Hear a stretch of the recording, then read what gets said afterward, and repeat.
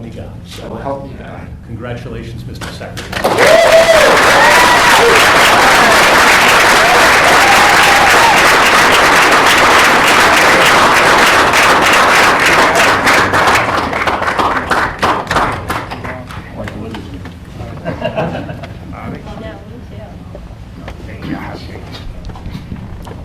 I want to begin by thanking President Trump for giving me this extraordinary opportunity, and I want to introduce my family and thank them for being here.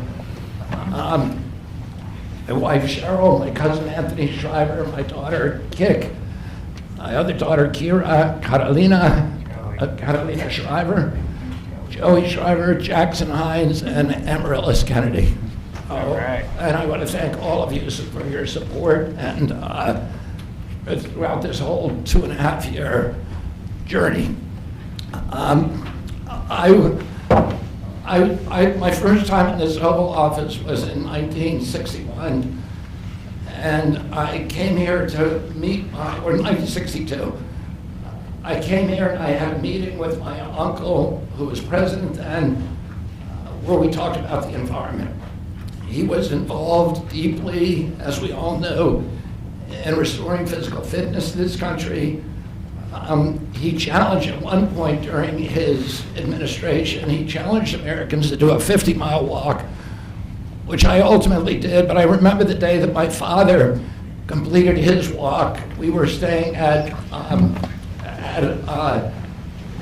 at Camp David, and my father came in after 18 hours walking on the C&O towpath with his feet bleeding and blisters on them. My father had one of his best friends was Al Lowenstein. And Al Lowenstein ultimately was a congressman from New York who was assassinated himself in 1980. But Al Lowenstein had started the Dump Johnson movement to get rid of President Johnson and end the Vietnam War. And at the time that he started it, people just thought it was a fool's errand. And ultimately, he asked my father to run for president against Johnson. My father wouldn't do it at that time, and he asked Gene McCarthy. McCarthy did it, and he joined that campaign. And my father ultimately ran, and Johnson then dropped out. So Al Lowenstein had succeeded. And although Al Lowenstein was on the other side now, running against my father with Gene McCarthy, my father wrote him a note, a quote from Emerson, where he said, "If a single man plant himself firmly on his own ideal and there abide, the whole wide world will come around to him." For 20 years, I've gotten up every morning on my knees and prayed that God would put me in a position where I can end the childhood chronic disease epidemic in this country. On August 23rd of last year, God sent me President Trump. All right. And he gave me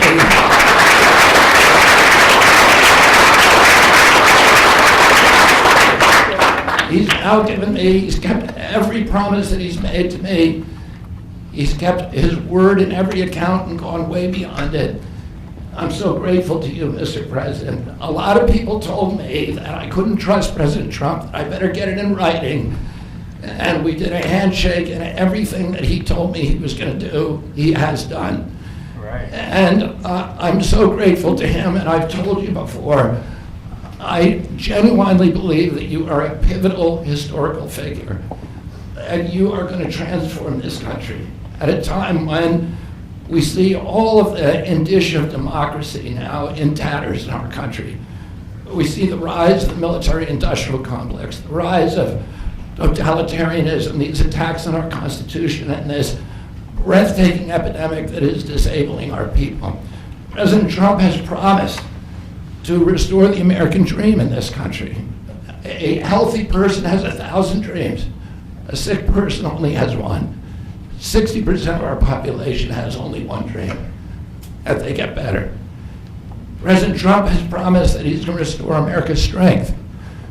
But we can't be a strong nation if we have a weak citizenry. If people are sick, 60% of our people are sick, 77%, as President Trump mentioned, of our children cannot qualify for military service. And we need a man on a white horse now. We need somebody who is willing to come in and has the spine and the guts and the strength to challenge orthodoxies, to stand in the way of vested interests, and to break institutions that have turned against our democracy. President Trump has shown again and again that he is that hero. And most recently, I greatly appreciate, and I called you the day that you announced the termination of USAID. My uncle started USAID in 1961 for humanitarian purposes, to put our country on the side of the poor. It has been captured by the military-industrial complex. It has become a sinister propagator of totalitarianism and war across the globe. And very few people understand how sinister this agency really is. And President Trump saw that, and he stood up to it with a masterstroke. And we want to do the same thing with the institutions that are stealing the health of our children. We need a revolutionary figure, and you are that figure, and I'm very grateful for you for giving me this opportunity. I want to recognize some of the allies that I've had in this battle for a long time: Senator Rand Paul, Senator Ron Johnson, Senator Roger Marshall, Marjorie Taylor Greene, and Buddy Carter, who've all been champions of the MAHA agenda before I even came along. I'm very grateful for you for standing strong. Thank you very much, President.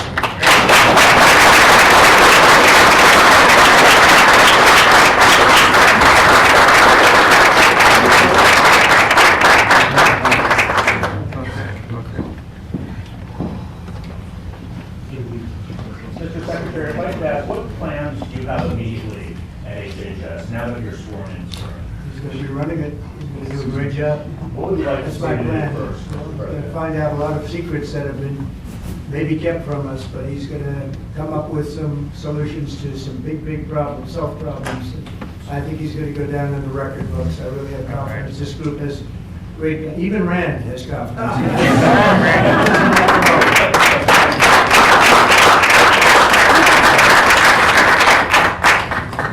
If I could ask you, Mr. Secretary, do you plan to fire anyone immediately, or what are your plans on day one, which I guess is today? Our plans are radical transparency and returning gold standard science, the NIH, the FDA, and CDC, to ending the corruption, ending the corporate capture of those agencies, getting rid of the people on those panels that have conflicts of interest.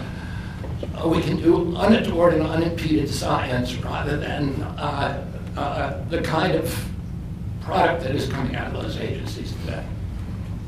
Mr. Secretary, may I ask, how do you address concerns that some Americans may have about the stance on vaccines?